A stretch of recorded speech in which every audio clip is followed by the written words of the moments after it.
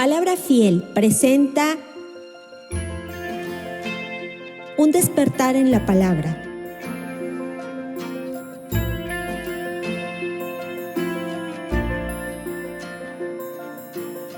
Vamos a comenzar el día de hoy con una nueva serie que son las bienaventuranzas, extraído del Sermón del Monte. Usted ya lo sabe más o menos. Y hoy vamos a tocar el tema número 1, la clave de la felicidad. El que nosotros completemos todas esas bienaventuranzas, entonces nosotros seremos felices. Hoy nada más vamos a tocar un panorama de las bienaventuranzas y ya para el próximo domingo empezamos una por una. Yo diría que Cristo está en su mejor momento ahorita.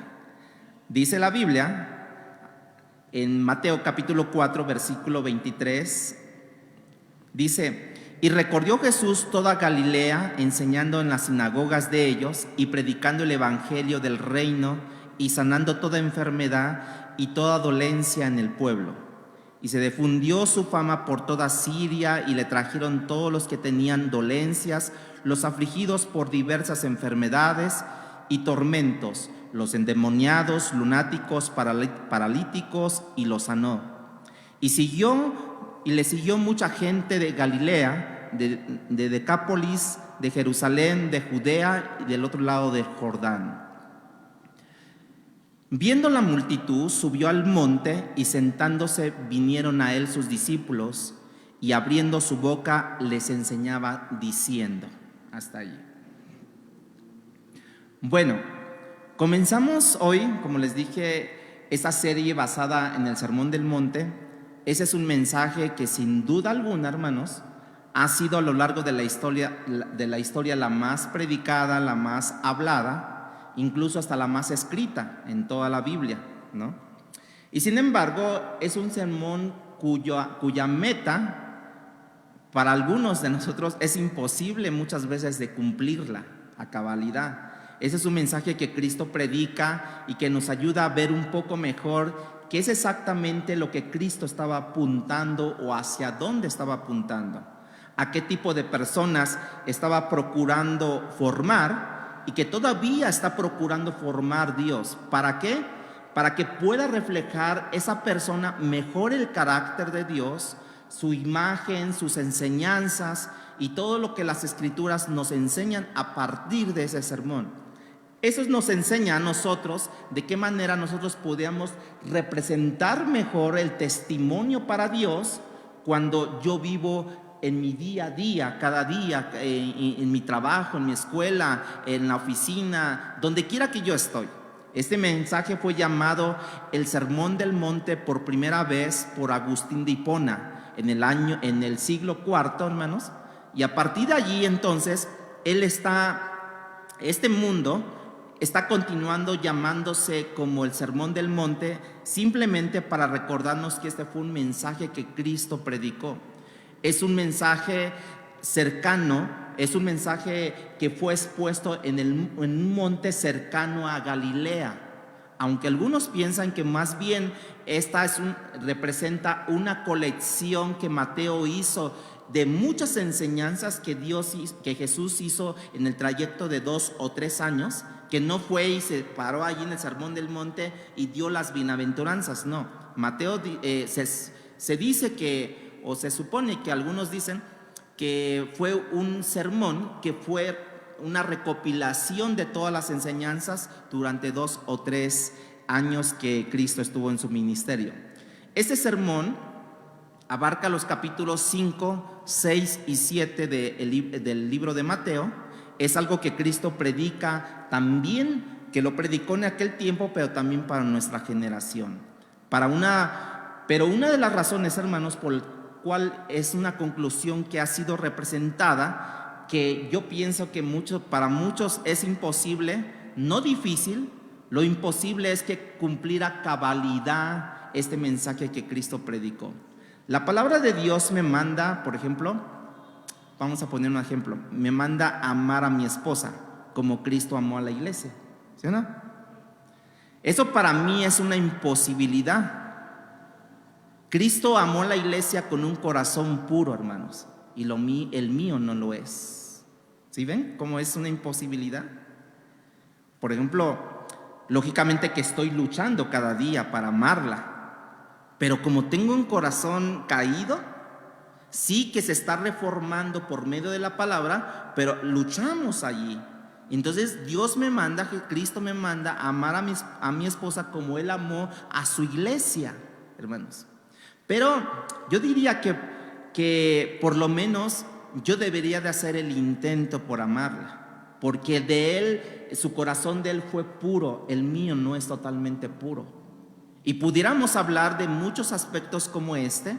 Eso es lo que me hace entender que por ejemplo, Pablo, cuando él concluye y dice en una frase, miserable de mí, ¿quién me librará de este cuerpo de muerte? ¿Se acuerdan de eso? ¿Por qué, hermanos? Porque lo que quiero hacer, decía Pablo, no lo hago, y lo que no quiero, termino haciéndolo. Eso es lo que le digo. Si Cristo me mandó a amar a mi esposa como Cristo amó a la iglesia, se me hace una imposibilidad, porque este corazón, Pablo lo dijo, yo tengo ese corazón que quiere agradar a Dios, pero mi carne se resiste a hacer la voluntad de Dios. Y eso es lo que me lleva a que yo caiga al pie de la cruz. Te hace entender mejor lo que es la salvación, que es por gracia, no es por obras, no es porque nosotros hagamos trabajo para Dios. Eso nos va a ayudar a rendirnos más cuando entendemos que la obra que está en mí ha sido por gracia y no por lo que yo haya hecho, hermanos. Entonces nosotros dejamos de luchar en nuestra carne, ¿sí?, por conquistar algo, por complacer aún hasta Dios, por así decirlo, que tú jamás podrás hacerlo en tu carne, hermano, por complacer a Dios. ¿Cómo complazco yo a Dios? Haciendo la voluntad de mi Padre, como decía Jesucristo, pero en mi espíritu, hermanos. Gran parte de nuestra lucha es nuestro deseo para complacer a Dios por las obras. Y no, acuérdense que nuestras mejores obras son como trapos de inmundicia, decía Dios. Bueno, este sermón nos puede ayudar a cada uno de nosotros, hermanos, a entender mejor de qué se trata la salvación, para dar una mejor respuesta a nuestro Dios de tan grande salvación que nos dio a nosotros. Es aquí donde la persona de Cristo, hermanos, la misión de Cristo, las enseñanzas que Cristo dio, las predicaciones que Cristo dio, alcanza un grado más sublime, más claro, más específico, de mayor fuerza, de mayor autoridad a cada uno de nosotros, cuando nosotros seguimos o damos un seguimiento a estas enseñanzas que vamos a tener.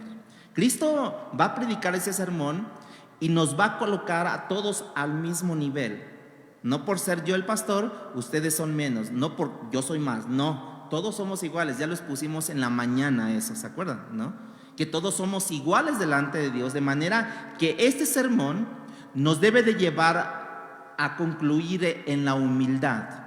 Y creo que nuestra respuesta a esta serie va a determinar en gran manera las bendiciones en el futuro inmediato, o sea, ya, para que la iglesia reciba o no reciba de parte de Dios. Acuérdense que lo que les mencioné en la mañana, ¿no?, que la permanencia más que obediencia.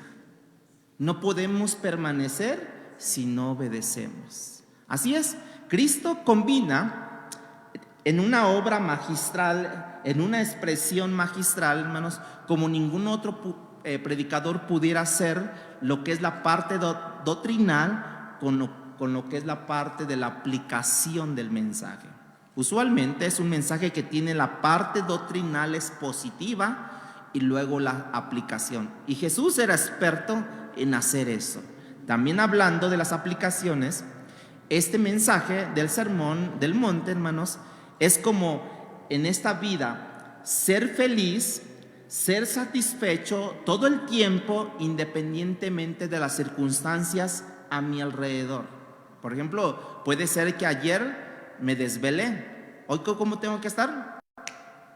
Despierto, porque estás a los pies del maestro. Los pies del maestro no son para dormirse, hermanos, ¿no? Los pies del maestro Era una expresión de aquel tiempo que cuando un alumno llegaba a los pies, ¿se acuerdan que Pablo estudiaba a los pies de quién? De Gamaliel, ¿se acuerdan?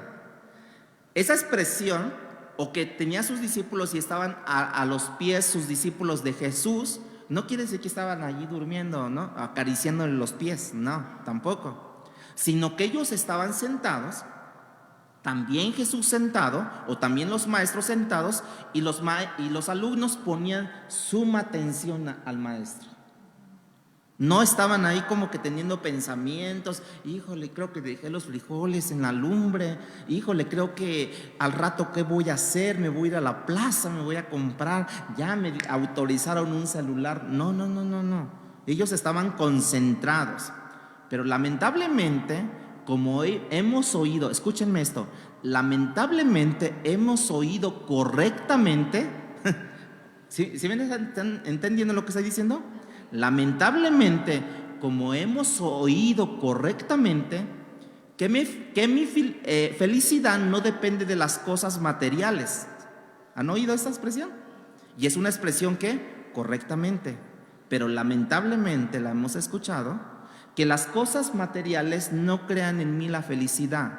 Decimos, yo creo eso, estoy de acuerdo, y llegamos a la conclusión que lo que necesito son en realidad disciplinas espirituales para ser felices, porque aún teniendo el dinero suficiente, el coche, tu casa, tus hijos, tus carreras, todo eso que te pueda hacer feliz, todo eso es efímero, hermanos. Nosotros necesitamos disciplinas espirituales para ser feliz. ¿Cómo orar? ¿Cómo leer la Biblia? Hacer devocionales, ir a la iglesia. Todas las anteriores son importantes, pero resulta que hay una cantidad de personas, escúchenme esto, aunque son cosas buenas, pero hay una cantidad de personas que oran y son infelices, que leen la Biblia y están insatisfechos, hacen sus devocionales y nunca sintiéndose satisfechos. Si a usted no le ha pasado, levante su mano. Todo esto, que ha orado y es infeliz, que ha leído la Biblia y está insatisfecho, que viene a la iglesia y se va como regresó. ¿Por qué no acabamos nosotros de entender esto? Y aquí Cristo nos va a dejar muy claramente que mi estado de felicidad y satisfacción no depende en primer lugar de lo que yo llego a hacer algo, ¿no? Aún así sea para Dios, pero si no llego a entender que mi felicidad no depende de lo que yo hago, aún así sea para Dios, hermanos, si no llego a entender que en realidad lo que quiere Dios es mi ser antes que el hacer, ¿sí me entienden? ¿Sí ven la diferencia? El ser con el hacer. Miren, yo puedo hacer muchas cosas y salir de aquí frustrado, enojado, ¿no? Que el audio no se escuchó, que la música, que la secuencia y demás cosas. Yo puedo salir aquí enojado. ¿De qué sirvió? El hacer. Si Dios quiere, el ser. Aquí es donde Cristo claramente nos deja ver la diferencia entre el hacer y el ser. De hecho, podemos ver que muchas veces cuando yo trato de hacer sin ser, eso mismo me lleva a un estado de insatisfacción y de infelicidad, hermanos. Y Él nos deja plasmado aquí la fórmula, por así decirlo, de yo tener una vida feliz completamente, plena, ininterrumpida en esta vida, pero ser feliz, hermanos. Pero donde no tiene nada que hacer, hermanos, con el ser. Él nos dice, por ejemplo, vayan a Mateo capítulo 5, en el versículo 3, por ejemplo, Él dice, bienaventurados, ¿quiénes, hermanos? Los pobres en espíritu, dice allí. Bienaventurados los pobres en espíritu. Más adelante dice, bienaventurados los de corazón arrepentido, en el verso 4.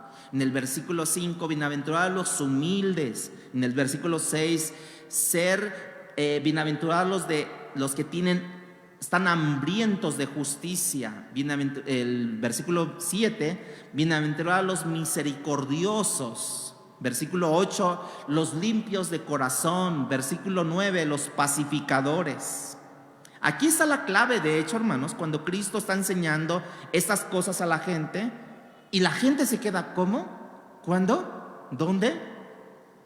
Porque ellos no habían oído de todo esto, ¿no?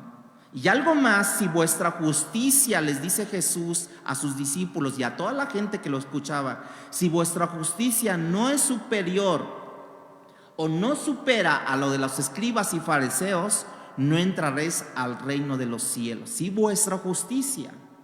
Y ese es el mensaje. Para poder yo entrar al reino de los cielos, hermanos, yo no entro al reino de los cielos tratando de cumplir este mensaje, porque jamás lo lograré, como yo les dije, porque tengo un corazón caído, porque usted tiene un corazón caído y jamás va a lograr todo esto. Pero vamos a ir paso por paso, como dice la Biblia, como la luz de la aurora, que va en aumento, no en retroceso, sino en aumento, a llegar hasta la meta perfecta que es Cristo Jesús. Y entonces en gloria, en Cristo Jesús, en los cielos, cuando entremos allá, entonces seremos como Él es, dice Dios, porque seremos transformados. Yo ya no tendré este corazón caído cuando esté con Dios. Yo ya no tendré estos kilos de más cuando esté con Dios. Aunque algunos dicen que se van a conocer. Ay, mira, ahí está el gordo, ¿no? Porque así le decíamos de cariño, ¿no? No. Yo digo que no va a ser nada de eso. O sea, mi enfoque principal va a ser, porque fuimos creados para la gloria de Dios, y mi enfoque principal va a ser la gloria de Dios. Yo que me voy a asombrar de que vea al gordo allá arriba, ¿no? Yo me voy a asombrar de ver la gloria de Dios, hermanos, ¿no? Es, por ejemplo, yo les traigo ahorita a ustedes, supongamos, a ver, un brócoli con unas papitas francesas. A ver, ¿qué prefieren ustedes? ¿La papa o las papas así, la papa nada más cocida, o las papas francesas con su katsu y quién sabe qué tanto le ponen ustedes? Porque ¿qué van a preferir? Pues las papas, no van a querer el brócoli. El brócoli, pues después, que quién sabe qué, ¿no? Pero la intención, hermanos, es que jamás yo lograré tener todas esas a cabalidad. Y esto no es yo demeritarme de que Dios no tiene poder. No, sí tiene poder. Pero Pablo decía, miserable de mí, ¿quién me librará de este cuerpo de muerte? ¿No? Por lo mismo, hermanos, cuando el Espíritu Santo mora en mí, no puedo comenzar a aplicar enseñanzas a menos que Él termine cumpliendo las enseñanzas en mi corazón. ¿Por qué? Porque yo estoy consciente de que en mis propias fuerzas yo no puedo cumplir a cabalidad esto. Pero por eso Jesús me ayuda a entender que mi santidad, mi justicia personal, mi rectitud moral para el reino de los cielos, hermanos, tiene que depender de la justicia de Dios que pone en mí a través del Espíritu Santo, porque ahora soy creyente. Y ahora, ¿quién vive dentro de usted? El Espíritu de Dios. Y fue sellado con las arras del Espíritu, que es el Espíritu de Dios. Entonces, de lo contrario, yo no puedo avanzar. Yo puedo permanecer, pero sin obedecer. Yo puedo venir a la iglesia sin obedecer. Entonces quiere decir que tienes allí un problemita de que no has entendido quién mora en tu corazón. Si tú sabes que Dios mora en tu corazón, que el Espíritu de Dios mora en mi corazón, entonces yo voy a permanecer y voy a obedecerle a Él. El mejor mensaje que nos da Jesucristo, la cual va a ser la diferencia entre un cristiano y no un cristiano, hermanos, es que el cristiano es apoyado y es motivado por el Espíritu de Dios, mientras el no cristiano, el no creyente, ¿quién lo motiva? La carne, y todo lo que sale de la carne viola la ley de Dios. Y a nosotros nos motiva el Espíritu de Dios para hacer lo que a Dios le agrada. Esa es la gran diferencia. Cuando estamos en el mundo, o sea, sin Cristo, se nos dice que tus enemigos, cuando dice que tú tienes un enemigo, dice, no le hables, ¿no? Y ha habido por generaciones familias que no se hablan. ¿Por qué? Porque son incrédulas. Y dice, no le hablas porque nos hizo daño a la familia. Y entonces el niño se queda con esa situación de que no hablarle y no le habla. Y cuando él crece, él madura, él les enseña a sus hijos, no le hables a esa familia porque nos hizo un daño. ¿Pero a quién? A tu el abuelo, ¿no? Eso es lo que nos enseña el mundo cuando estábamos en el mundo, ¿no? Dice, no amas a tus enemigos.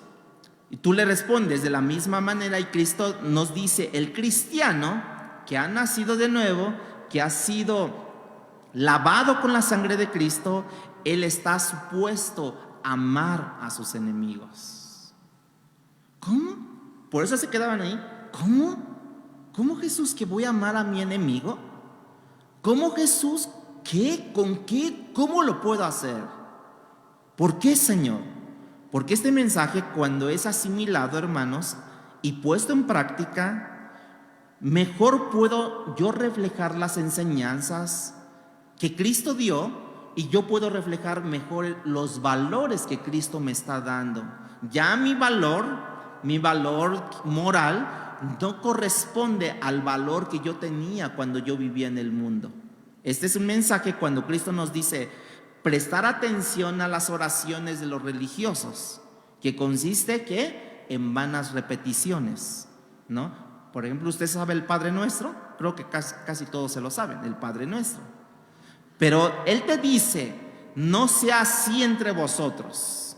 Entre vosotros se debe de haber una comunión íntima ahora con vuestro Padre Celestial. Ya no una palabrería o ya no una repetición, Padre nuestro que estás en los cielos, no, sino ahora te lleva a una profundidad de que ahora tengas una relación con Dios, una íntima relación. Estar con Dios donde Él solamente sabe lo que hay en tu corazón, hermanos. Vosotros debéis buscar el reino de Dios, dice, primero, y su justicia, y todo lo demás vendrá ¿qué? Por añadidura. Para que tú marques la diferencia entre los que me conocen y los que no me conocen, entre el que es mi hijo y el que no es mi hijo. ¿Cuántos de aquí son hijos de Dios? Digan amén. Amén. Díganlo, pero así, yo soy hijo de Dios, ¿no? John Stott, en un comentario sobre las bienaventuranzas, les dijo a sus seguidores, los seguidores de Cristo deben ser diferentes a la iglesia nominal y al mundo secular. Bueno, usted diría, ¿cuál es la iglesia nominal? La iglesia nominal está compuesta de los cristianos que asisten, pero que no existen. O sea, los que permanecen, pero ¿qué? Ya, eso. Los que permanecen, pero no obedecen. Es la iglesia que asisten, pero no existen. Esa es la iglesia nominal. El cristiano que ha nacido de nuevo tiene que diferenciarse del cristiano nominal, hermanos. Pero debe de diferenciarse también del religioso, porque hay muchos cristianos que son, religiosos, pero hasta donde no. Ahora, ¿qué es religioso? Usted va a decir, bueno, el que tiene religión. Bueno, ese también tiene que ser, ese religioso también ejerce devocional, ¿no? Porque es religioso, lee la Biblia, ora, va a la iglesia, asiste a la iglesia, pero no existe en la iglesia. Lo que él no tiene, hermanos, es una relación personal creciente, viva, diaria con Dios. Que eso es lo que se supone o estamos supuestos los cristianos a tener una relación personal creciente, viva, hermanos, diaria con Dios. No sé si a usted le ha pasado que cuando usted creyó en Cristo tenía una relación bajita, a una estatura, pero a medida que usted ha crecido en el Señor, ya mi relación ha crecido más y ya, digo, no es que lo haya alcanzado, no, porque Pablo incluso dice, no es que ya lo haya alcanzado, pero prosigo en la meta, prosigo en la carrera. Nosotros estamos supuestos, hermanos, a ya no tener una relación como la tuve yo al comienzo.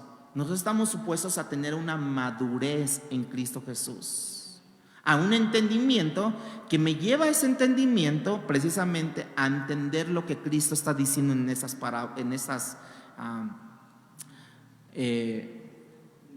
bienaventuranzas, que aplica en parábolas en todo esto, ¿no? Es lo que les decía, que les da la enseñanza, pero la misma, una aplicación de la enseñanza, ¿sí? La esencia de esto, lo que estamos viendo, la esencia de una vida nueva en Cristo Jesús, porque dice la Biblia que lo viejo ha quedado atrás, lo nuevo es lo que está por delante. Y eso es lo que marca la diferencia entre el que es un hijo de Dios y un religioso, de la iglesia nominal. Esa es la gran diferencia, la iglesia nominal. Ya dejémonos en el mundo, ya dejémoslos en paz. Ahora entremos aquí, en la iglesia nominal. ¿Quién es la iglesia nominal? La que asiste, pero no existe. La que permanece, pero no obedece. Esa es la iglesia nominal. Tenemos que salirnos de esa iglesia nominal y empezar a funcionar como Dios nos está diciendo: tú permanece y obedece. Eres la iglesia que asiste y existe en Cristo Jesús. ¿Te das cuenta por qué nosotros tenemos que asimilar mejor el mensaje correctamente, hermanos? Sin el Espíritu de Dios morando en mí, yo no puedo entender esto y mucho menos aplicarlo. Es como cuando decimos, te entra por un oído y te sale por el otro. No podemos entender. Si el Espíritu de Dios no mora en mí, hermanos, entonces yo no puedo entender y mucho menos aplicar esto. Así es que vayamos un poquito más profundo. Como les digo, voy a hablar sobre un panorama hoy nada más. Estas bienaventuranzas, la palabra bienaventuranza viene de la palabra griega que es Makarios. Y esta palabra Makarios nos habla de dos cosas. En primer lugar, quiero darles el significado de la palabra Makarios, es ser feliz, ser satisfechos todo el tiempo, ¿sí? Ahora, esa felicidad, esa satisfacción, ¿dónde la voy a tener? ¿Aquí o en el reino de los cielos? Desde aquí, hermanos, desde aquí lo podemos tener. Quiero decir lo que dice esta palabra, que son dos cosas. En primer lugar, yo quisiera ver si alguien aquí, escúchenme, si alguien aquí levantara su mano y me dijera, yo no quiero ser feliz, yo no quiero ser satisfecho todo el tiempo. Levanten su mano quien quiere no ser feliz. Nadie, ¿verdad? Ustedes y yo queremos ser felices todo el tiempo. Cristo dice, te doy la clave, y esto es, lo pongo dentro de ti, que es el Espíritu de Dios, para que tú seas y no dependa absolutamente nada de lo que está a tu alrededor, de lo que tienes que hacer. Depende solamente de una cosa, y lo vamos a hablar en un ratito más de eso. En segundo lugar, Cristo nos da las bienaventuranzas, la clave para aquellos que son verdaderamente bendecidos por parte de Dios, por Dios. Cuando nosotros podríamos decir, ¿cuántos de los que estamos aquí no quisiéramos tener las mejores bendiciones de Dios? ¿Verdad que todos? Todos quisiéramos tener. Cuando hablamos, hermanos, ¿cuántos quieren tener bendición de parte de Dios? Y todos, amén, gloria a Dios. ¿Por qué? Porque nadie va a decir, no, yo no quiero la bendición de Dios. Nadie va a decir eso.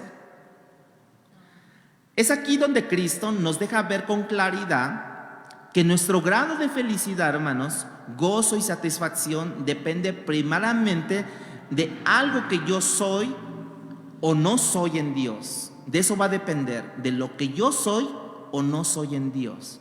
Y es por eso que cuando puedo ver lo que la palabra Makarios me quiere decir a mí en griego, es una combinación porque puede ser traducida como felices, de manera que cuando tú eres Macarios, bienaventurado, eres una persona feliz, una persona satisfecha, y tú eres una persona bendecida también.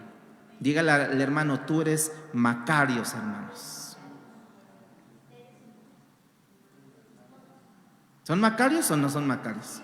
Oiga, son Macarios con su cara así, toda estirada, de su cara de limón, ¿no? Y Cristo comienza a decir: felices, bienaventurados los pobres en espíritu, ¿verdad? O sea, les quiere decir: hey, chicos, chicas, señoras, ¿no? Niños, niñas, felices, bendecidos, satisfechos son.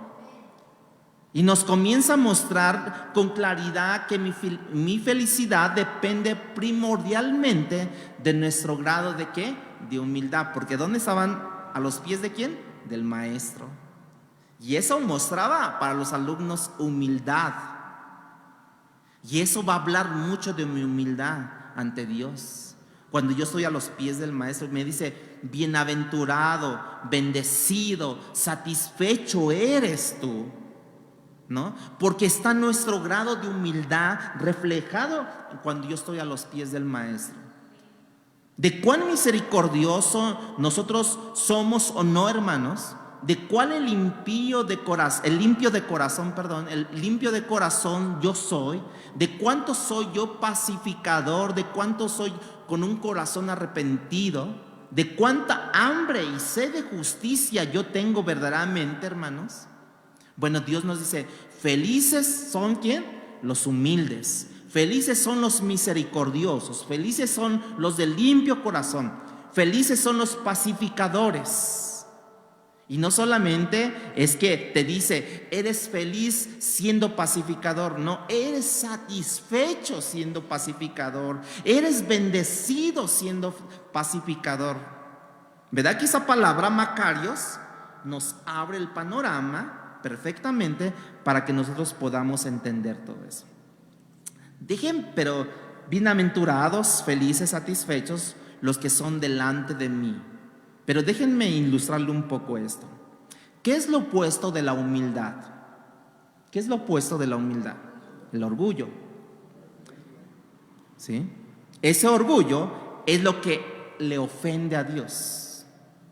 Al ofender, bueno, me ofende mi orgullo. Cuando alguien me pega en mi orgullo, como decimos, ¿no? Ya no en mi humildad, sino en mi orgullo, me ofende, ¿sí? Y ese ofenderme me lleva a amargarme. Y ahora ese corazón resentido, producto del orgullo, para donde yo quiera que vaya, se siente amargado. Él no es feliz, él no es satisfecho y mucho menos bendecido, porque su orgullo no se lo permite. Fíjense lo que es. Por eso lo quise ilustrar, hice comparaciones, ¿no? ¿Por qué? Porque precisamente, hermanos, lo que nosotros tenemos que emplear es que ya no vivo yo, mas Cristo vive en mí. Y lo que yo vivía en la carne, o sea, en mi orgullo, ahora lo vivo en la humildad que Cristo ha implantado en mi vida por medio de su amor en mi corazón. O sea, hermanos, cuando alguien te da en tu orgullo, no te debe de doler. Al contrario, dale más, hermano, dale más. En vez de ofenderte, dar las gracias. Porque cada cincelazo que te dan a tu orgullo, se está desmoronando de tu corazón eso. Bueno, tampoco no le vas a decir: gracias, dame, ¿no? Pero tú en tu intimidad con Dios: Señor, gracias porque el hermano tal me hizo ver, híjole, sacó lo que yo pensaba que ya estaba muerto, que era el orgullo. Y me pegó allí, Dios, pero gracias, Dios. Gracias por eso. ¿Qué quiere ver el que no tiene misericordia, hermanos? ¿Qué quiere ver el que no tiene misericordia? ¿Qué quiere ver? ¿Qué quiere ver el que no tiene misericordia? Justicia, ¿no? Por ejemplo, le dicen, ya déjalo, ya, mira, ya te debía tanto, pero ya déjalo, ya. No, me tiene que pagar. O sea, ¿quiere ver qué? Justicia. El que no tiene misericordia. Continuamente está viendo al hermano cuando peca y diciendo, la disciplina viene por ahí. De Dios nadie se burla. Hasta somos bien bíblicos. ¿Por qué? Porque el que no tiene misericordia, hermanos, ¿qué quiere ver? Justicia. Cuando un hermano te ofende, ¿no? Y te dice, no, es que usted, ¿qué quiere? Ya te empieza a decir tanta cosa y tú, pero la justicia es de Dios. Señor, tenlo en fuego lento en el infierno, ¿no? Ya estás pensando tantas cosas ahí, porque quieres ver ¿qué? Justicia. Y Cristo te dice, en tu estado de no estar feliz, hermanos, cuando tú deberías de estar de rodillas delante de mi presencia, te dice Dios, pidiendo que yo tenga misericordia de él, de esa persona, a quien tú has visto transgredir la ley de Dios. Bueno, y nos pone un ejemplo, pero ¿cómo lo hago, Cristo? ¿O cómo lo hago, Dios? Como mi hijo lo hizo en la cruz. Cuando estaba en la cruz, ¿qué dijo? Padre, perdónalos porque no saben lo que hacen. ¿Sí no lo dijo así? Él no quiso ver la justicia. Él pudo haber empleado justicia ahí, porque él, siendo hijo de Dios, él pudo, el ladrón le dijo, pues diles, mira, dile a un batallón allí, ángeles que vengan y te bajen, y por ahí que nos bajen a nosotros, ¿verdad? ¿Se acuerdan de ese ladrón?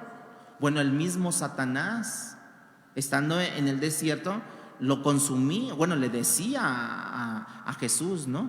¿Qué quieres? ¿Tienes hambre? Pues dices que tienes poder, convierte esas piedras. O sea, ¿a dónde le estaba pegando? En el orgullo, pero pues, no pudo, porque Jesús no tenía orgullo. Le estaba, porque el orgullo de tener el poder, por así decirlo. Porque cuando tú tienes poder, tú dices, pues págalo, ¿no? A ver, si tú tienes dinero, a ver. Y ya empiezas a registrarte, hacia aquí tengo la máster, ¿no? Y ahí, con el poder de tu firma, así decían antes, ahora ya es con el poder de tu nick, ¿no? No, ya. Entonces, hermanos, ¿qué quiere el que no tiene misericordia? Quiere justicia. ¿Cuántos de nosotros no somos puros de corazón? ¿Y qué hacemos cuando no tenemos puro el corazón? ¿Qué es lo que hacemos? Juzgamos continuamente y condenamos al hermano. La impureza de mi corazón, hermanos, muchas veces no me deja ver, ni siquiera filtra lo que es el mensaje de Dios para mi vida. Por ejemplo, ahorita que estoy hablando, tú dices, híjole, ¿por qué no vino mi hermano, mi hermana? ¿Por qué no vino mi mamá, mi papá para que escuchara eso? O sea, tú pasas por, ay, ¿qué le pasa al hermano, no? O sea, no, yo digo que la justicia aquí debe de ser, que él me tiene que pagar, y que hasta el último centavo, diríamos allí en bíblico, hasta el último cuadrante me tiene que pagar, ¿no? El limpio de corazón no piensa de esa manera. Él piensa en todo lo que es verdadero, según los frutos de Gálatas capítulo 5. Todo lo que es puro, todo lo que es digno, todo lo que es justo, todo lo que es amable, todo lo que es honorable. Si hay virtud alguna, dice, esto merece un elogio si hay virtud en alguno, ¿no? En esto pensad, hermanos. Pero nuestra impureza de corazón no nos deja pensar como nos mandó Cristo Jesús. Y el apóstol Pablo nos recuerda algo en Filipenses capítulo 4, versículo 8. Por lo demás, hermanos, todo lo que es verdadero, decía, todo lo que es honesto. Si hay virtud en esto, pensad. O sea, todo eso. Y eso es algo bueno que nosotros tenemos cuando somos honestos, cuando agarramos cosas que no nos corresponden, cuando mentimos, cuando hacemos cosas que no convienen. No, hermanos, sino cuando vemos lo que es puro delante de Dios, Cuando yo filtro mis palabras, incluso filtro mis pensamientos a la palabra de Dios, para que mi palabra salga sazonada por el Espíritu de Dios cuando yo lo hablo, ¿no? Cuando yo hablo algo, tiene que estar sazonado por el Espíritu de Dios. Bueno, hablando más de ejemplos, cuando no somos pacificadores, hermanos, queremos que se nos otorgue la razón y permanecemos hasta que yo tengo la razón, hasta que tú entiendas que yo tengo la razón. No somos, eso te habla que no eres pacificador. Y ahí es donde está el estado de guerra interna que no me permite ser feliz, hermanos. Cristo nos dice, felices son los que pacificadores. Aquellos que aman la reconciliación son benditos, son felices. Esos a nada ni nadie les puede arrebatar el gozo que hay dentro de ellos, porque han entendido de dónde proviene la felicidad, porque han entendido precisamente que algo que ha producido internamente en el corazón del hombre, eso solamente lo ha dado Dios, hermanos. Usted era de los que se peleaban con todo el mundo, con sus vecinos, con sus hermanos, con sus esposos, esposas, con todos se peleaban. Bueno, ahora ya no, hermanos, porque Cristo te dice, benditos, satisfechos, felices son aquellos que son pacificadores, que les gusta mediar las cosas, que les gusta producir esa conciliación con su hermano, con su vecino. Oye, vecino, mira, tu pared se me está viniendo a la mía, ¿no? Porque así ha pasado, ¿no?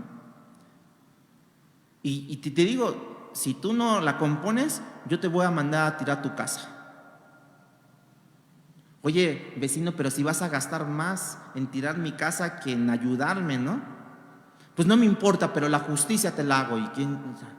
No somos pacificadores, no somos conciliadores, y necesitamos conciliar las cosas. Y entonces yo voy con el vecino y le digo, oye, mira, tu barda se está viniendo a la mía, ¿qué hacemos? Y él, no, pues yo no sé, ya, tú haz lo que tú quieras, que quién sabe qué, porque aquí lo mío, yo lo he edificado y que quién sabe qué. Bueno, lo podemos hacer vía legal, ¿no? Traemos planos, traemos esto, mira, el plano nos dice esto y esto y esto. Yo no te lo digo, te lo dice el experto, que es el arquitecto. Vamos a conciliar, ¿no? Yo sé que a lo mejor no lo hiciste con esa intención, con ese declive hacia mi casa, pero pues pasa un temblor y pues se puede venir tu casa, ¿no? Y entonces concilias allí. Por eso es que de manera que cuando Cristo dice Macarios, bienaventurados los que son de esta manera, está diciendo bienaventurados son porque las circunstancias de acá abajo, hermanos, no les puede robar su estado de gozo y satisfacción. ¿Qué es lo que te ha robado el gozo aquí abajo? O sea, aquí en la tierra donde vivimos, no voy a decir de allá abajo. Aquí abajo, ¿qué es lo que te ha robado el gozo? La satisfacción. Porque, a ver si me sale, porque la macariedad, ¿sí se puede decir así? Macariedad, ¿no? No es producto de nada aquí abajo, hermanos. Es producto de allá arriba, de lo que Cristo hace. O sea, el gozo, la satisfacción, la bendición está producida allá arriba, no acá abajo, hermanos. Entonces, Dios me habla de un hombre que ni las cárceles, ya le estoy dando claves, ¿ya? Ni las persecuciones, ni los naufragios, ni los latigazos, ni el hambre, ni la desnudez, ni la soledad, ni el abandono de amigos, ni las murmuraciones, ni las críticas, ni ninguna otra cosa experimentada aquí abajo, hermanos, por Pablo, pudo quitarle el gozo, la satisfacción continua de una experimentación de esa felicidad de Dios. Nada le quitó, hermanos. Vayamos a Segunda de Corintios, capítulo 6, versículo 3. No damos a nadie ninguna ocasión de tropiezo, hermanos. O sea, vea cómo es. No doy ocasión a nadie de tropiezo, para que nuestro ministerio no sea vituperado. En primer lugar, no quiero que se desacredite el ministerio. Por tanto, no será piedra de tropiezo en mi vida, dice Pablo. No damos a nadie ocasión de tropiezo. ¿Cuántas veces nosotros? Es Segunda de Corintios capítulo 6, versículo 3. ¿Cuántos de nosotros hemos sido tropiezo para otras personas? Pero aquí dice Pablo, no damos. No quiero que se desacredite el ministerio, por tanto no será piedra de tropiezo mi vida a la hora de yo exhibir mi temperamento ante las demás personas. ¿Te han dicho? ¿Y eso que vas a la iglesia? Oye, ¿de dónde vienes? Nomás tengo una pregunta, ¿de dónde vienes? ¿De la iglesia? ¿Y así vienes? ¿Tan agresiva o agresivo? ¿Tan sácale punta, no? ¿No? O sea, ¿así vienes? Versículo 4 dice: antes bien, nos recomendamos en todo como ministros de Dios, en mucha paciencia. Allí la palabra paciencia habla de perseverancia, ¿no? O sea, en mucha perseverancia, en tribulaciones, en necesidades o angustias. Versículo, o sea, no es fácil, ¿verdad? Versículo 5. En azotes, en cárceles, en tumultos, en trabajos, en desvelos, en ayunos. Versículo 6.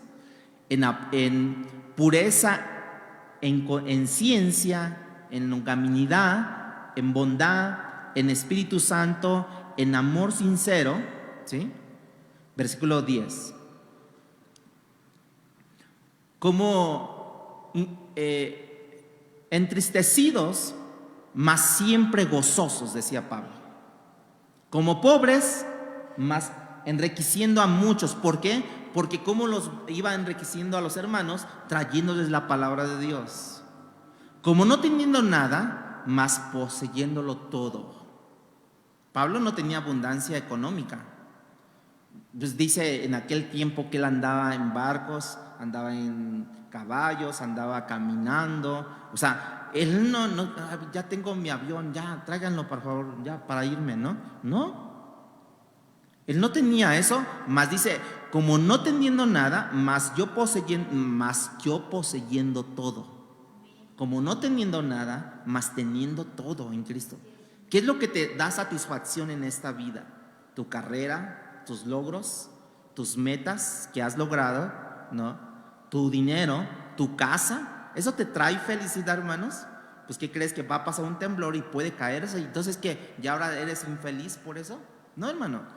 Todo lo que pase aquí en esa tierra no nos puede dar ni nos puede quitar la felicidad que no me ha dado este mundo, sino me lo ha dado aquel que vive en la eternidad, que es Cristo Jesús, hermanos. Eso pasa aquí en este mundo.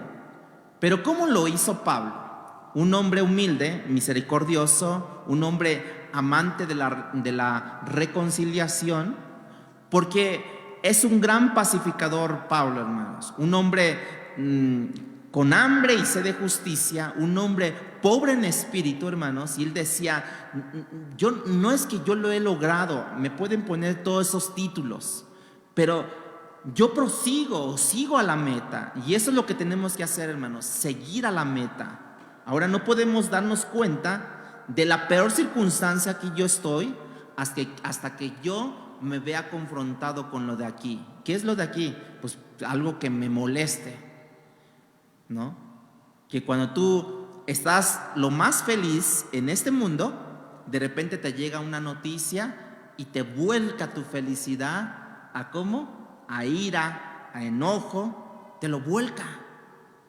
Y tú dices, pues es natural que yo me enoje, que quién sabe qué. Ve a Pedro cómo le cortó la oreja, pues se enojó porque querían arrestar a Jesús.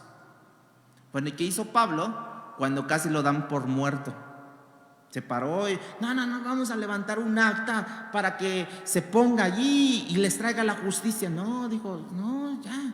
O sea, ya estaba yo entendido, y dijo Jesús que yo me iba a someter a este tipo de cosas, a persecuciones, a maltratos, a todo esto.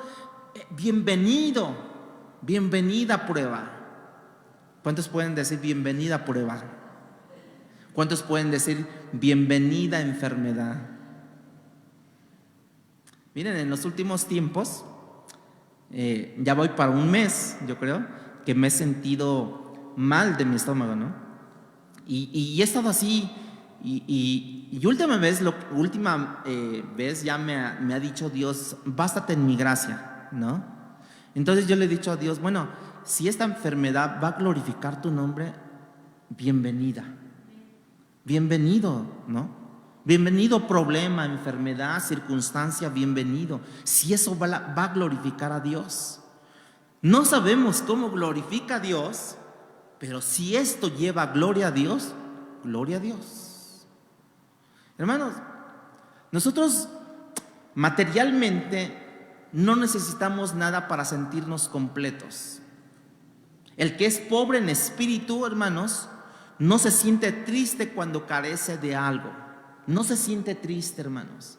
El humilde no pierde su gozo cuando él es reconocido o no es reconocido. No pierde su gozo. Ay, ¿por qué no dijeron mi nombre? ¿Por qué?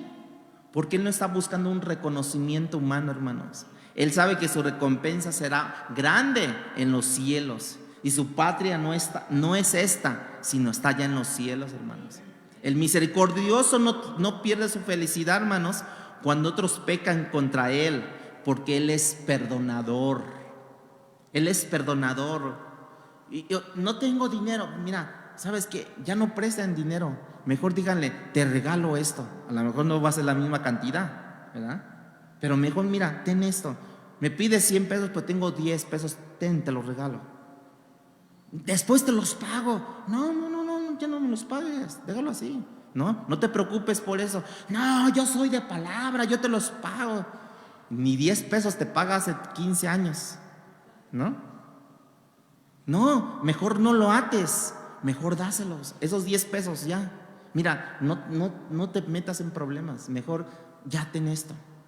El limpio de corazón no pierde su motivación por las circunstancias de su alrededor, que no llenan sus expectativas. Por eso nos va a pasar, porque siempre va a llegar momentos en la vida de este mundo, hermanos, que no va a traer o no van a cumplir nuestras expectativas. Yo tengo que ser limpio de corazón para que no me afecte nada de eso. Pero ¿cómo le hago, hermanos, para yo tener macarios? Para yo ser bienaventurado. Dios te dice, derrama tu corazón, derrama tu alma. ¿Y qué crees? Que no solamente yo te voy a dar abundantes misericordias, sino yo también voy a darte bendiciones sobre ti. De hecho, derramaré mis mejores bendiciones sobre ti. Y tú preguntarás, bueno, ¿y a dónde comienzo para yo ser macarios? Bueno, comienza por donde yo siempre comienzo, ¿no? ¿Y dónde comienzo? Reconociendo a Dios que estamos allí y diciéndoles, Dios, no he llegado, perdóname, enséñame todas las veces que durante este tiempo en mi vida yo debo de reconocer, perdonar, ser amistoso, ser compasivo, ser amable, como lo decía el apóstol Pablo a los colosenses, ¿no? Si en esto es bueno, y en esto pensad siempre. Cada vez que se aproxima a mí una lucha tan tremenda, yo antes de tomar, ¿cómo le hago? ¿Cómo resuelvo? ¿Cómo voy con Dios? Dice, Señor, aquí estoy. Dime, ¿es que la barda del vecino se anda cayendo sobre mí? Entonces, ¿qué hago, Dios? Muéstrame. Antes de yo ir a echarle pleito, ¿verdad? Porque quien le va a echar pleito es tu carne. Que vas a decir, con sacrificios yo levanté mi muro y ahora otro muro más alto se va a venir encima. No puedo. Ponte de rodillas, hermanos. ¿Cómo vas a lograr tu macarios? precisamente de rodillas. Señor, muéstrame qué debo de hacer, cómo yo debo de hablar. Fíjense que el salmista David, el salmista expresaba su condición de sentirse bienaventurado, y nunca tuvo que ver con las situaciones externas.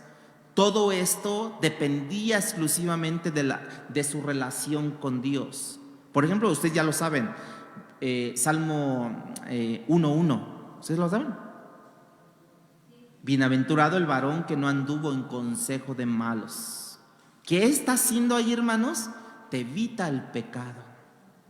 Evita el pecado. Salmo 2:12, bienaventurados todos los que en él confían. ¿Qué hace eso? Me trae seguridad. Salmo 32:1, bienaventurado aquel cuya transgresión ha sido perdonada y cubierto su pecado. Una vez que Dios te perdona, considérate bendecido, hermanos.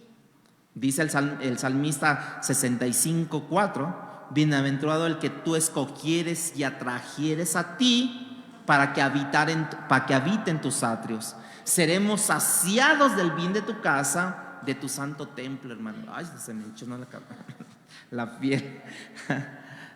Nada tiene que ver con las condiciones de este mundo, hermano, sino con la confianza en Dios, con su esperanza en Dios.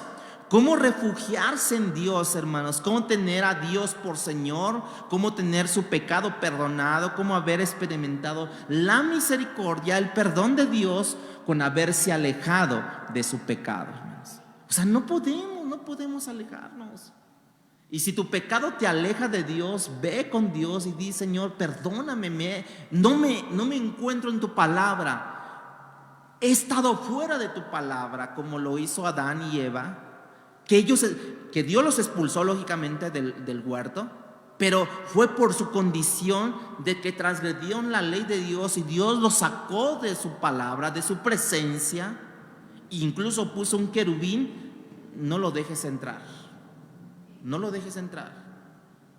Y muchas veces Dios tiene que hacer ese tipo de reprensión en nuestras vidas. O sea, le decía David a su alma: ¿por qué te abates, oh alma mía? ¿Y por qué te turbas dentro de mí?